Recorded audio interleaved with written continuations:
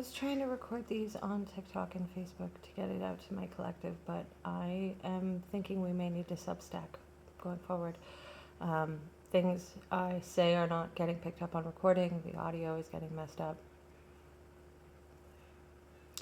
So we're going to talk about Ukraine right here.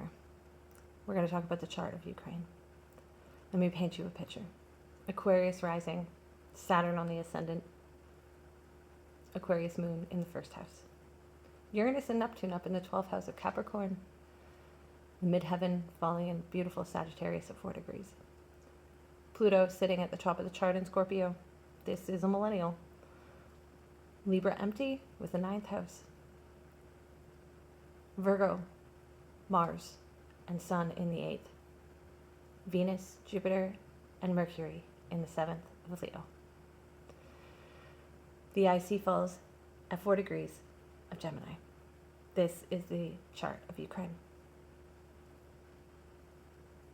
Like all millennials born with a Aquarius or Capricorn or even Sagittarius rising, having Pluto transit through the 11th, 12th, and 1st house is a process of undoing. Born in a decomposition state, there is a undoing that is in process and a becoming that is forced through extreme experiences. When Pluto moves through the 12th house, generally there are secret enemies plotting downfalls. This would have started around 2008.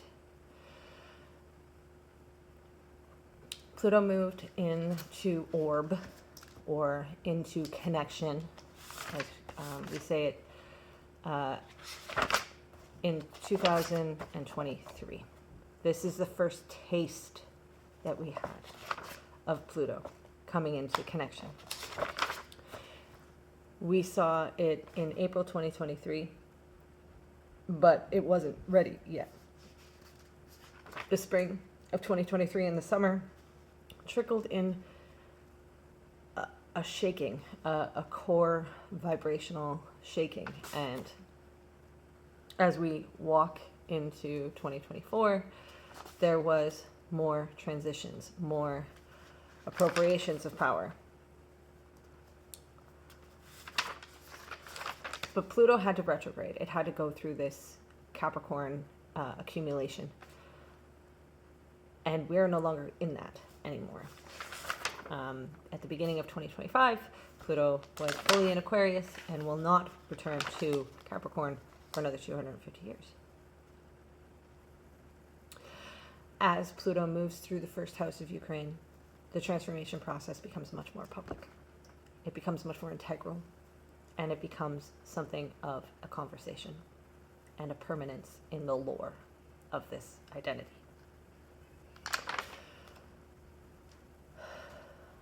I have to take my time with this because there is a lot of emotion looking at this chart. I can relate to it a lot. And I know many people born around this time that have a lot of these placements, these experiences that Ukraine is having on a global level. Millennials born around this time are also experiencing these soul-crushing, forceful experiences. But it is meant to recreate identity. It's a hell of a process.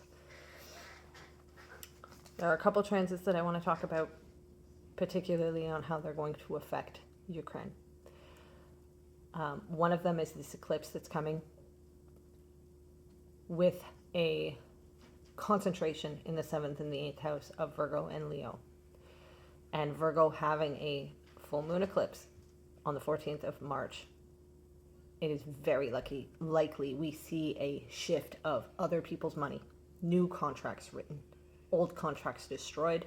We are already seeing a sense of the contracts being destroyed, but with everything that's happening in the United States, it's very hard to pinpoint what's actually happening and what's just a tweet. So we will wait for the official statements. I do believe that we will see a transfer of power, and it will come likely from Canada's Prime Minister and the UK. There is a very strong chance that this eclipse ushers in a new objective for Ukraine, new values, and their old values or old rules, personal rules, may be adjusted at this time as well.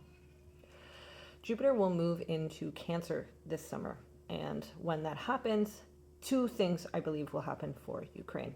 Now, it should be noted that this Independence Day for America, the week of Independence Day, is going to be quite wild. The astrology is something chaotic. I expect there to be some violence and a lot of emotion, a lot of crying.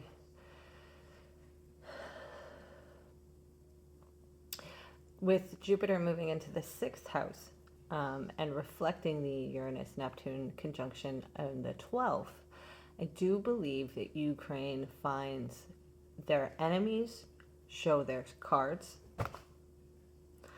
and their allies show up strong. There is a expansion that isn't necessarily entirely based in logic, and it's likely there is some sort of merging as well happening around that time for Ukraine. Again, though, these feel like they are destined. They will always happen. Uranus and Neptune conjunction in Capricorn, a lot of things happened. The Berlin Wall, Tiananmen Square, like a lot of things happened during that time frame of those two slow-moving planets working together. They are a historical alignment reflecting humanity's merging of technology and spirituality, especially when it came to like watching things on television, watching actual news and pain, destruction, these kind of things. It also is, the fact that we're all indoctrinated by screens. I feel like this is going to work in those elements of being a millennial are going to work in favor for Ukraine. July 1st is when we will start to feel these energies.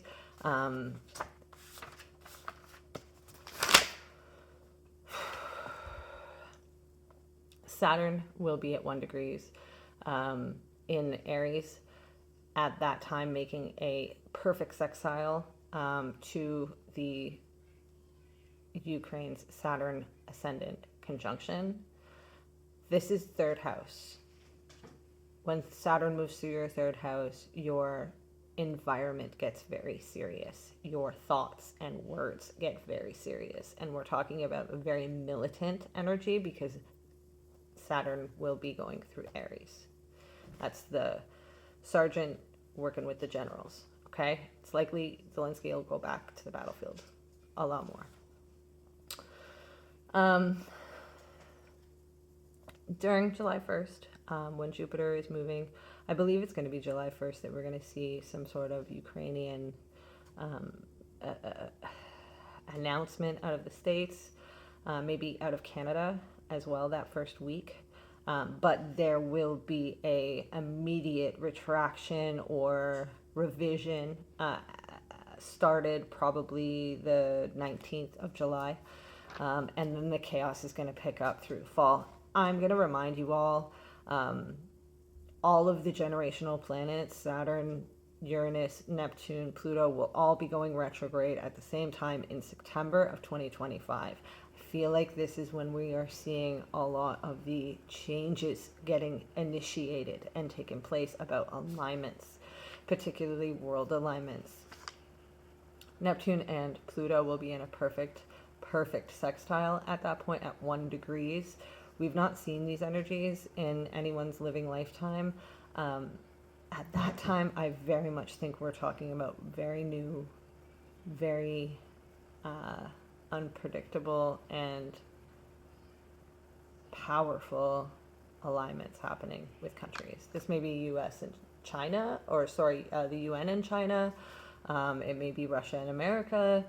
If it happens, I believe we will be hearing about it on the 1st of July and watching it work through September and October. One of the other things that I want to talk about with Uranus moving into Gemini is that when it does hit 4 degrees, which isn't for another 6 months following.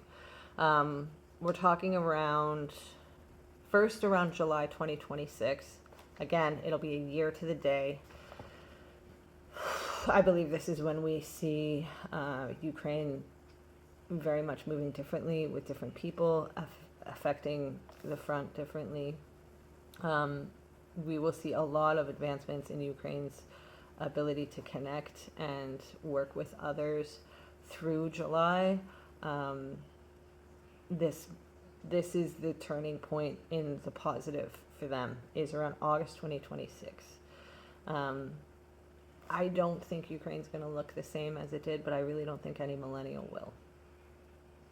This next 3 years is here to evolve us, and it is the part of our life the movie will likely be about.